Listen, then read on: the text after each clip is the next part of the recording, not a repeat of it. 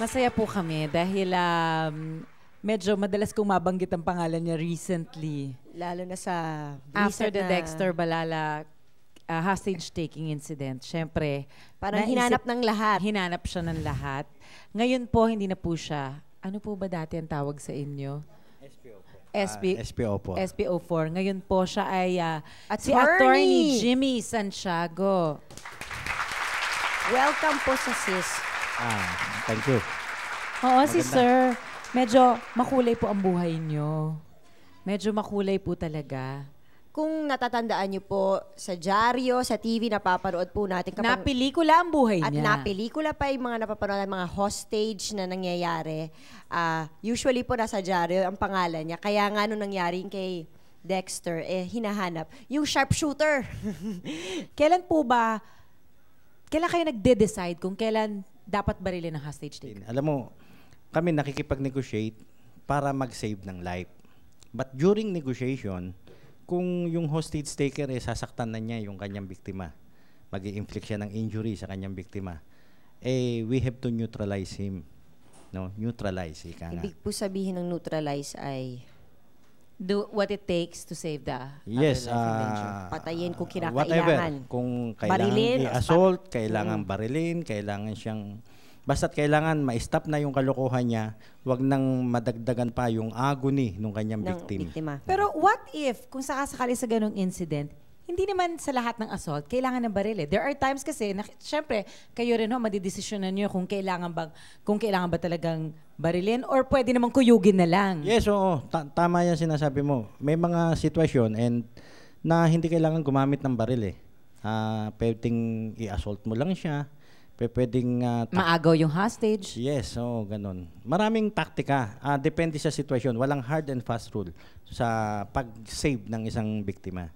So yung Dexter case po, napanood nyo ba? Yun nga, parang nagkaroon nga ng lapses, no?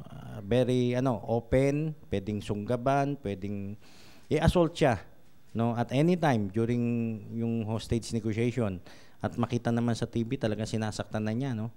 Kaya dapat siguro na neutralize na yung hostage taker. I'm sure you have children. Yes. And bilang ama na lang, yung talagang yung emotion, kasi kami, pinapanood, for other people, it was a news item. Normally, something like that would be just a news item. Pero for everybody, all Filipinos. Dumugo talaga yung puso mo dahil... Yes, Janice, alam mo, yun nga kay Dexter Balala, yung nangyari sa Pasay, medyo may edad na nga yung bata, 4 years old. 4 years Alam mo, several hostage situations ang nirespondehan ko during my time. Mas bata pa po. Meron pa baby, 5 months old. Oh my gosh. He received at least 12 stab wounds from the hostage taker. Fortunately, nakasurvive. No, nakasurvive yung bata. We were able to neutralize the hostage taker. Nagkakaroon po ba kayo ng emotional attachment sa kanila?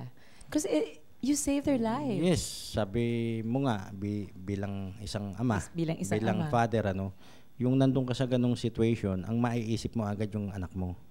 No, kailangan ma-save ko to. Para bang yung baby ko to, yung parang ganun, So, paano kung anak ko ito? Oo, ganun. Parang emotionally attached ka doon sa problema. So, but then, sabi nga, kailangan matapos natin tong problema na to nang walang nagbubuwis ng buhay. So, yung negotiation, alam mo, actually, yun ang patunay namin sa mga mamamayan natin, na may puso kung pa kayo. maaaring- kaming mga pulis, hindi naman kami tira ng tira. We try to negotiate to save life. Ayaw naming pinapahalagahan namin ang buhay ng tao. So, yung negotiation, para lang walang walang dumanak na dugo. Kung maaari lang walang masaktan. Yes. Ito po, sa case, sabi niyo po kanina na you've handled about more or less 20 plus na kasong ganito. At merong talagang mga namamatay. Yes. Sa mga kaso na kinailangan nyo hong ineutralize, ibig sabihin o patayin o saktan ang mga hostage taker, syempre pagkatapos nyo gawin yun, alam nyo kailangan nyo gawin yun, pero pag uwi nyo sa bahay, kahit papano, nakakaramdam po ba kayo na parang pagkabahala kasi kahit paano nakapatay pa rin kayo ng tao? Oo, bilang Kristiyano ko, nakukonsensya ka rin bakit sa kamay ko pa Ganon, ika nga. Parang kailangan bang umabot sa Bakit ganun? kinailangan niyo pang gawin yun? But then, nawawala na yung konsensya mo, yung naiibsan ka na, ika nga, na nakapag-save ka ng isang Ng isa pang inosenteng buhay. buhay. Oh.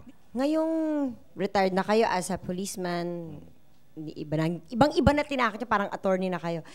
Ano ho ang pinaka Jelly. attorney nga pala, sorry pa. Ano ang pinaka nami-miss niyo? Siyempre, Sa dati namimiss niyong ko. trabaho. Oh, namimiss ko rin yung action. Siyempre, Di ba kayo parang, parang ang Ganon. yun nga, nasa puso ko pa rin yung pagiging police. Actually, pag nakakakita nga ako ng mga lawbreakers, no, parang minsan umaano pa rin yung Parang gusto niyo damdamin pasasan? kong police. Oo, parang ganun. parang pag may umiihi dun sa poste na bawal, gusto niyong finan. Mga ganon. Anyway, thank you, sir. Thank you very much for being with us today. Sige, salamat din. Oo. And a wish ko rin is for the state to protect also the lawgivers and the enforcers. protectors of the law because siyempre. kayo rin naman ho ang nagpoprotekta sa state. Yes, salamat po true. sa inyo. Salamat. Thank you very